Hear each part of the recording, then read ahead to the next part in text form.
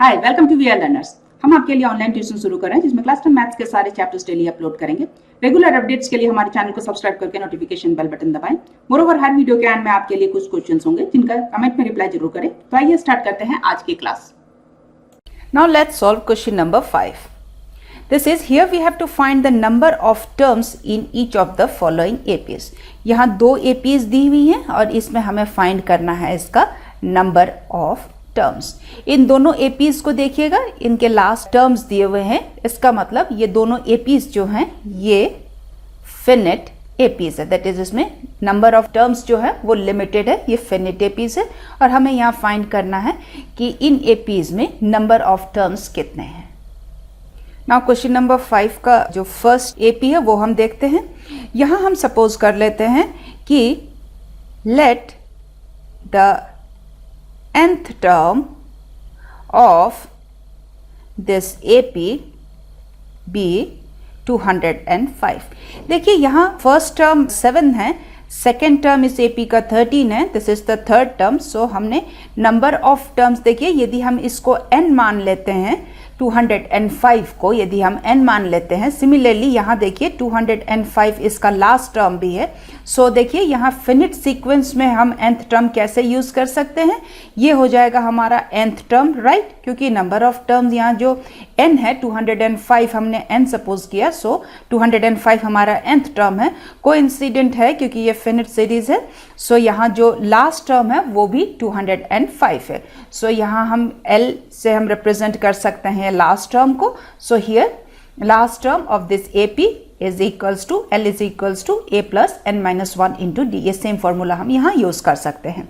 यहाँ देखिए जो फर्स्ट टर्म है वो है here A is 7 और हम कॉमन डिफरेंस फाइंड कर सकते हैं। Will find the difference between second and first term. So here second term is 13 and first term is 7. So this is equals to 6.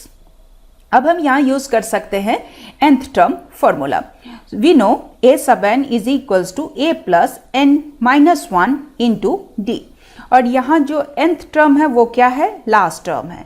So which is equals to, अब देखिए हम same formula use कर रहे हैं, L is equals to a plus n minus 1 into d. So हम यहाँ values put कर रहे हैं a की वैल्यू है 7, मैं लिख देती हूँ, n हमें पता नहीं, so we have to find this. So n minus 1 और d that is common difference we have found and this is 6। और यहाँ L दिया गया है वो ये हम लिख लेते हैं।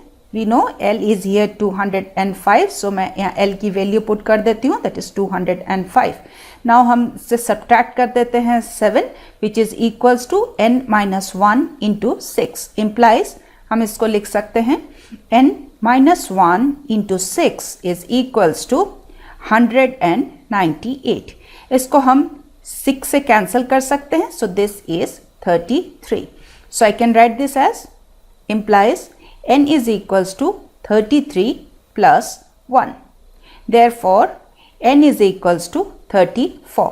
हमने नंबर ऑफ टर्म फाइंड कर लिया। देखिए ये जो n है दैट इज ये जो लास्ट नंबर है ये है 34 और हमें क्या फाइंड करना है, नंबर ऑफ टर्म्स। इसका मतलब यहाँ से यहाँ तक कितने नंबर ऑफ टर्म्स हैं वो हमें total number of terms find करना है।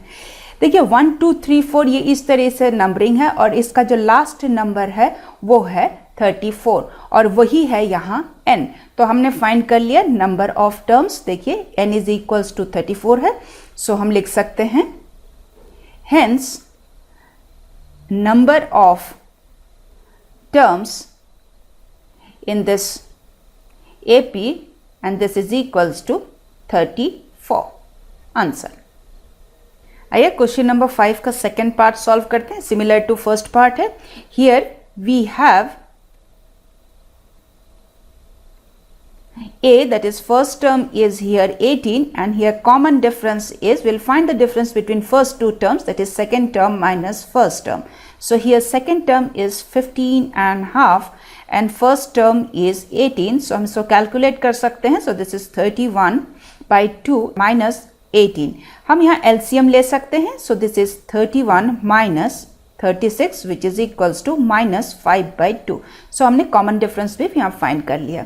अब देखिए यहाँ minus 47 जो है ये यहाँ लास्ट टर्म है, राइट और यहाँ हम इसको नंबरिंग यदि करते हैं, हमें यहाँ फाइंड करना है नंबर ऑफ टर्म्स। सो हम यदि सपोज कर लेते हैं कि यहाँ जो लास्ट टर्म है वो nth टर्म है, राइट, n उसका नंबर ऑफ टर्म्स यदि हम नंबरिंग करेंगे सो 1 2 3 4 इस तरह से होगा, लास्ट टर्म n हो जाएगा ये। तो इसको हम ये भी कह सकते हैं कि last term is equals to the nth term. Here l is given, that is last term is given and this is -47। हम यहाँ सपोज कर लेते हैं कि let the nth term be -47. So we can use the nth term formula here. So nth term we know this is equals to a plus n minus 1 into d.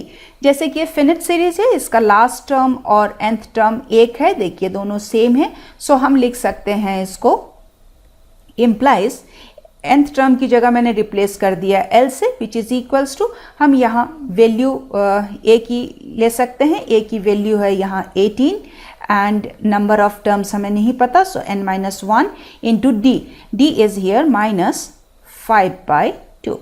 l को हम replace कर देंगे उसकी value से, that is -47 और transpose कर देते हैं 18, सो ये -18 हो जाएगा which is equals to -5/2 into n minus 1 implies I can write this as -5/2 into n minus 1 equals to -65। यहाँ देखिए इस माइनस से इस माइनस को हम कैंसिल कर सकते हैं। मोर ओवर 5/2 यहाँ जो है इसको मैं साइड यदि चेंज करती हूँ तो ये मल्टीप्लाइड है, सो ये डिवाइडेड बाई हो जाएगा। डिवाइडेड बाई का मतलब हो गया कि ये हो जाएगा, फ्लिप कर सकते हैं इसको, हम इसको 2/5 लिख सकते हैं। नाउ इस 5 से यदि हम 65 को कैंसिल करते हैं, so this is 13, so this is equals to 26। Therefore, n is equals to 26 plus 1 which is equals to 27. So हमने फाइंड कर लिया n क्या है, n that is here n is 27। इसका मतलब हो गया कि -47 is the 27th term. So हम लिख सकते हैं कि hence this AP consists of 27